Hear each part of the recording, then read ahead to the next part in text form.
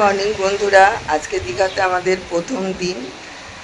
এই দেখো, ঘুমটা যখন ভেঙেছে, মানে চোখটা খুলেই, দরজাটা খোলা ছিল, চোখটা জাস্ট খুলেছি, দেখছি সমুদ্র। মানে এক অদ্ভুত অনুভূতি, মানে ভাষায় প্রকাশ করা যায় না। আর এই যে আমি দাঁড়িয়ে আছি এখন বারান্দায়, ওই দেখো দূরে সমুদ্র দেখা যাচ্ছে। রাত্রেবেলা তো ঠিক করে বুঝতে পারা যাচ্ছিল না, অন্ধকার ছিল বলে। কিন্তু এখন দেখো ভিউটা, অনেক সকালে উঠে গেছি, প্রায় তখন 6:30 বাজছে। উঠে গেছি তো উঠেই বারান্দায় বসেছিলাম। ফোনটার একদম চার্জ ছিল না, চার্জারটা ছিল পাশের ঘরে, ওদের ঘরে। সেই কারণে কিছু ভিডিও করতে পারছিলাম না। তারপর একটু আগে চার্জ দিয়ে এখন কি ভিডিওটা স্টার্ট করলাম। তো আজকে সারাদিন কী করছি না করছি সবটাই তোমাদের সাথে শেয়ার করব। আর মারাত্মক খাওয়া দিচ্ছে এতক্ষণ। কী বলো তো, একটা মেঘলা ওয়েদার ছিল, ওটা বেশ ভালো লাগছিল। শুধু ভাবছিলাম যেন আজকে রোদটা না ওঠে, কিন্তু এই যে আস্তে আস্তে এবার রোদ উঠতে শুরু করেছে আর কি। তো এখন আমরা যাব চা খেতে, সামনে চা খাবো আর মায়ের জন্য চাটা নিয়ে আসবো, তারপরে স্নান টান করতে যাব। তো চলো এখন যাই, একটু চা খেয়ে আসি। আমাদের হোটেলের নিচেই দেখো কি সুন্দর একটা পার্ক মতো করা আছে। ছোট বাচ্চাদের কিন্তু খুব আনন্দ হবে এটা দেখে। আমার ছেলে তো এখন বড় হয়ে গেছে, ওর এইসব আর খেলতে একদমই ভালো লাগে না। মা দেখো এখনও ঘুমিয়ে আছে, মাকে ডাকলাম না, লক করে দিয়ে চলে যাব। আর হচ্ছে চা খেয়ে আসবো আর মায়ের জন্য নিয়ে আসবো। এখানে পাশেই যে দোকানটা, সেখানে নাকি ভীষণ ভালো চা হয়। আমার হাজব্যান্ডরা কদিন আগে এসেছিল, তো এখানেই কাছাকাছি কোথায় ছিল, ওই বলছিল চলো ওই চায়ের দোকানটায় খুব ভালো চা করে। তো সেখানে এখন আমরা তিনজন মিলে যাচ্ছি। এই সেই চায়ের দোকান, আমাদের হোটেল থেকে মিনিট 2 সময় লাগলো। চা অর্ডার দিয়ে দাঁড়িয়ে আছি, আর এই যে রাস্তাটা চলে গেছে সোজা একদম সমুদ্রের দিকে।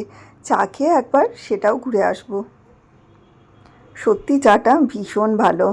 এই রকম সকাল সকাল দারুণ এক কাপ চা পেলে মনটা যেন সত্যিই ভালো হয়ে যায়। আর আমি তো চা খেতে খুবই ভালোবাসি। চাটা খেয়ে এখন আমরা চলে এসেছি দেখো সমুদ্রের ধারে। কি ভালো লাগছে, কত মানুষ এখানে এখন সময় কাটাচ্ছে। তো বেশিক্ষণ এখানে থাকবো না, মা যেহেতু হোটেলে একা আছে, সে কারণে একটু দাঁড়িয়ে ভিউটা দেখছি, অপূর্ব লাগছে।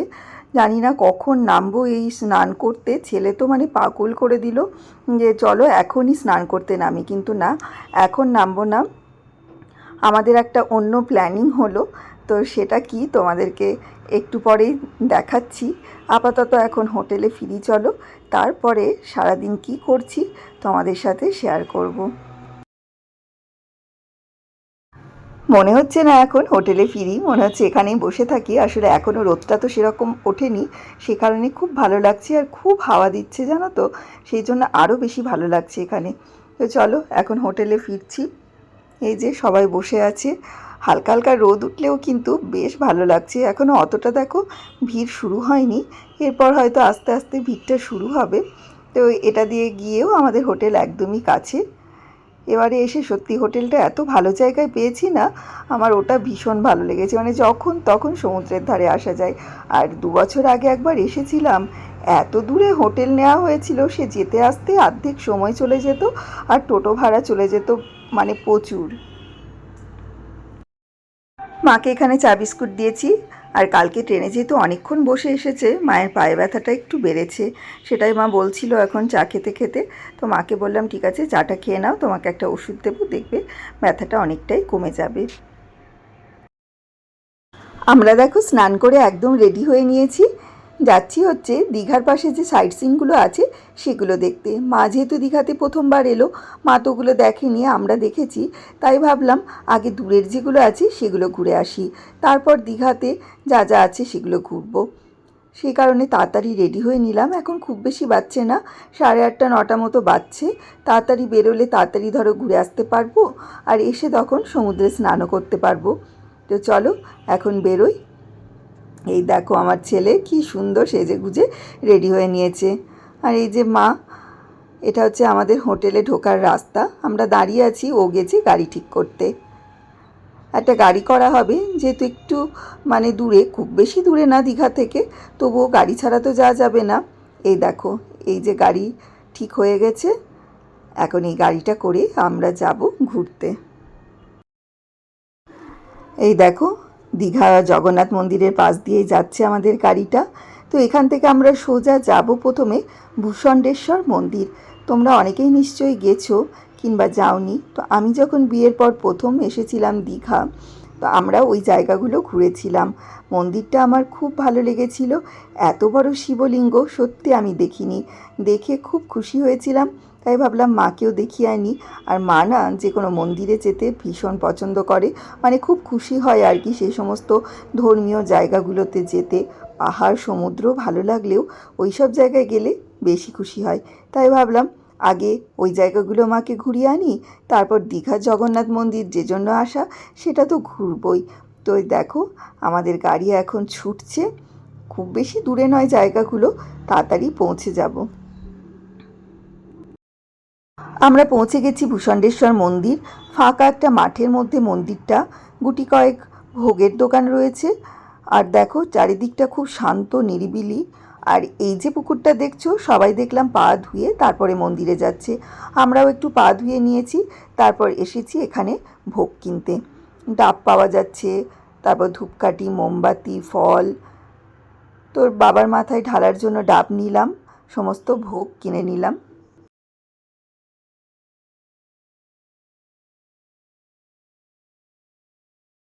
এই হচ্ছে মন্দির। সিঁড়ি দিয়ে নিচে নেমে তারপরে ভেতরে ঢুকতে হবে। চলো ভেতরে যাই। এই দেখো শিবলিঙ্গ, কি বিশাল বড় না! ভীষণ ভালো লাগছে এখানে এসে। এই যে ঠাকুরমশাই বসে আছেন, উনি সবারই খুব সুন্দর করে পুজো করছেন। তো আমাদের আগে আছে অনেকজন, তাদের পুজো হয়ে গেলেই আমাদের পুজো হবে। আর এখানে এসে মা তো খুব খুশি হয়েছে। ওই যে মা এখন পুজো করছে, আমাদের অঞ্জলি দেওয়া হয়ে গেছে। একটু ভিড় ছিল ভেতরে, তো এখন ভিড়টা অনেকটাই কমে গেছে। দেখেছো জায়গাটা কি সুন্দর। এখান থেকে আমরা আবার যাব আর একটা মন্দিরে। চলো, খুব ভালোভাবে পুজো হয়ে গেছে। চলো এখন এখান থেকে যাব। আর মন্দিরটা যেহেতু একটু ফাঁকা মাঠের মধ্যে, সে কারণে ভীষণ গরম এখানে।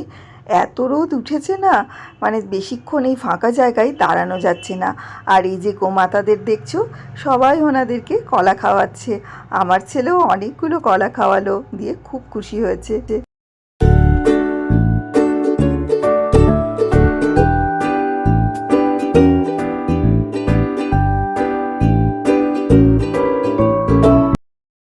এরপর আমরা চলে এসেছিলাম চন্দনেশ্বর মন্দির। এই মন্দিরটাও ভীষণ সুন্দর। 3-4টে মন্দির পাশাপাশি রয়েছে, অনেক ঠাকুরও রয়েছে এখানে। এই মন্দিরে যেমন রয়েছেন মহাদেব, প্রচুর মানুষ বসে পুজো দিচ্ছেন। আর ঠাকুরমশাইরা খুব যত্ন করে দেখলাম পুজো করিয়ে দিচ্ছেন। এরপর আমরা চলে গেছিলাম পাশের মন্দিরটায়, সেখানে রয়েছেন রাধাকৃষ্ণ।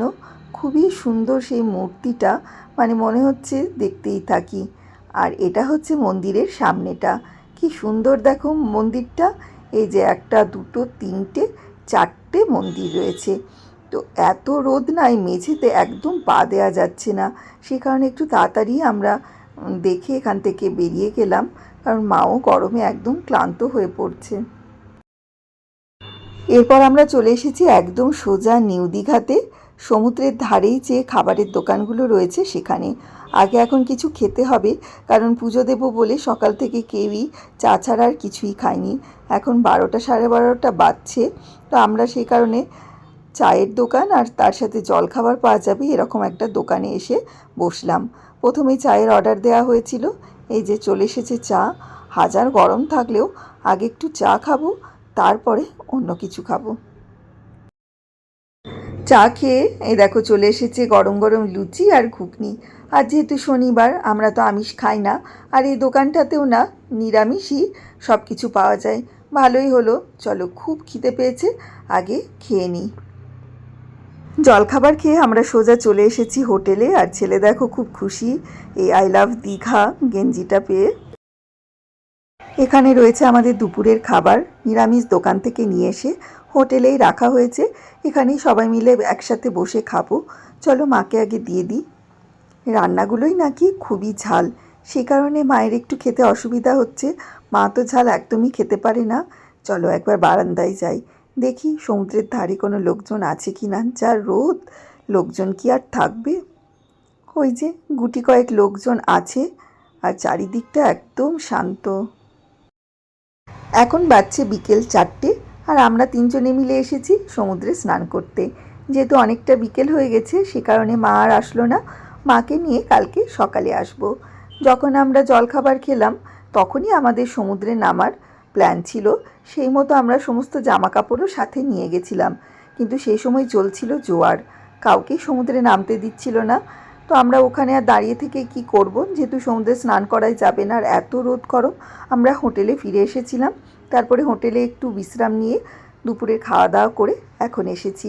ছেলে তো ধরো সেই সকাল থেকে বায়না, মানে কখন আর কি ও সমুদ্রে নামবে, আনন্দ করবে। তো ওর জন্যই মেনলি এত বিকেল হয়ে গেলেও আসা। আমাদের খুব একটা আসার ইচ্ছে ছিল না এত বেলাতে, কিন্তু ওর আনন্দতেই তো ধরো আমাদের আনন্দ। সে কারণে ভাবলাম ঠিক আছে, এখানে তো সবসময়তেই লোকে স্নান করে, দেখো এত বিকেলেও কত মানুষ স্নান করছে। চলো এখন আমরা খানিকক্ষণ 3জনে মিলে আনন্দ মজা করি।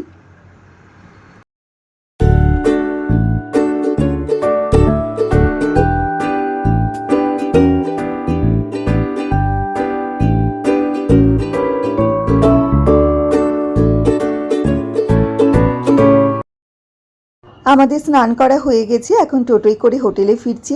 যেহেতু অনেকটা দেরি হয়ে গেছিলো আমাদের যেতে, তাই বেশিক্ষণ আর কি জলে থাকতে পারিনি, ঠান্ডা লেগে যায় আবার যদি ছেলের। তাই ভেবেছি কালকে একদম সকাল সকাল চলে যাব সমুদ্রে। আমরা দেখো একদম রেডি হয়ে নিয়েছি জগন্নাথ মন্দির যাওয়ার জন্য। এখন সন্ধে এই 6টা, সাড়ে ছটা বাজছে। তো এই যে আমি, মা, ডোডো সবাই রেডি হয়ে নিয়েছি। চলো বেরোই তাড়াতাড়ি। ওদিকে আবার 8টা পর্যন্ত মনে হয় খোলা, না রে? 8টা পর্যন্ত খোলা। সকাল থেকে ঘুরতে ঘুরতে বর্মশাই খুব ক্লান্ত, সে কারণে ও আর আসলো না। ও কালকে সকালে যাবে মন্দির দর্শন করতে। তাই আমরা 3জনেই চলে এলাম। এই যে পৌঁছে গেছি একদম মন্দিরের সামনে। রাস্তায় প্রচণ্ড জ্যাম, সেই কারণে ওই পারে যেতেই পারছি না, কখন থেকে ওয়েট করছি। আর দেখো একদম পৌঁছে গেছি মন্দিরের সামনে। এখন কোথাও একটা জুতো রাখার ব্যবস্থা আছে, সেখানে জুতোটায় রাখবো, তারপরে আর কি ভেতরে যাব। মন্দিরের ভেতরে ঢুকেই মনটা খুব ভালো হয়ে গেল। এত সুন্দর মন্দিরটা, প্রচুর বড় এরিয়া নিয়ে। পুরো মন্দিরটা ঘুরতেই তোমার অনেকক্ষণ সময় লাগবে। আর সন্ধেবেলা নাকি মন্দিরে ভিড়টা একটু বেশি হয়। সন্ধেবেলায় মন্দিরটা দেখতেও কিন্তু ভীষণ সুন্দর লাগছে, কারণ এত আলোয় সাজানো। এই দেখো পুরো মন্দিরটা আলোতে কি সুন্দর সেজে উঠেছে, সেই কারণে আরও বেশি ভালো লাগছে মন্দিরটা। দিনের বেলা এলে কিন্তু এই আলোর যে সৌন্দর্য, আলোয় যে সুন্দর করে মন্দিরটা সেজে উঠেছে, সেটা কিন্তু উপভোগ করতে পারতাম না। যাই হোক, এখন পুরো মন্দিরটা আমরা ঘুরে ঘুরে দেখব। একদম শেষের যে মন্দিরটা, সেখানেই আছে হচ্ছে জগন্নাথ দেব। তো চলো একটা একটা করে মন্দিরগুলো আগে দেখে নিই, আর তোমাদেরকেও যতটা পারবো মন্দিরটা দেখানোর চেষ্টা করব। প্রচুর ভিড় দেখতে পাচ্ছ। ভিড় হলেও কিন্তু সেই মানে ঠেলাঠেলি কোলাহল সেই নেই। খুব শান্তভাবে, মানে ধীরস্থিরভাবে আর কি সবাই মন্দিরটা ঘুরে দেখছে, সেই কারণে সেই হইচইটা একদমই নেই। না না,